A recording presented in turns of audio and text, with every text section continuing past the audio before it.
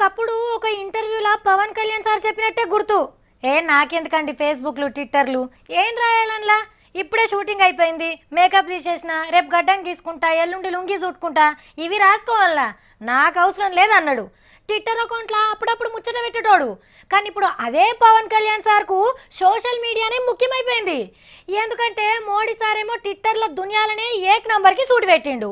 ఈడ చంద్రల్ sir social మీడియాలో దూసుకుపోవాలి అని తమ్ముళ్ళ క్లాసులు చెప్పి ముంగడికి తీసుకోవట్టే.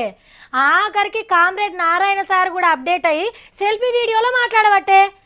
ఇట్లయితే లాభం లేదని పార్టీ కోసం పవన్ సార్ కూడా సోషల్ మీడియాకు జంప్ అయిండు. తిరుపతి కాకినాడలా ప్రశ్నించిన కాటమరాయుడు ఖతర్నాక్ ఐడియా వేసిండు. గట్లనే ఎవరన్నా పవన్ అన్నకు సలాలు ఇయ్యాలే అనుకుంటారు కదా, డైరెక్ట్ గా పోయి కలుద్దామంటే సారు ఫుల్ బిజీగా ఉంటాడు. అగో గందుకే పార్టీ కార్యకర్తలు ఫ్యాన్స్ కోసమని పిట్టగుట్ల ఫేస్బుక్ ల యూట్యూబ్ ల జనసేన పార్టీ అకౌంట్లు తెరిచిండు. సర్కార్ని ఇంకెట్లా ప్రశ్నించొచ్చో రాసి సోషల్ మీడియా అకౌంట్ల డిపాజిట్ చేస్తే తీర్వాటం ఉన్నప్పుడు తీసుకుంటాడు పవన్ అన్న.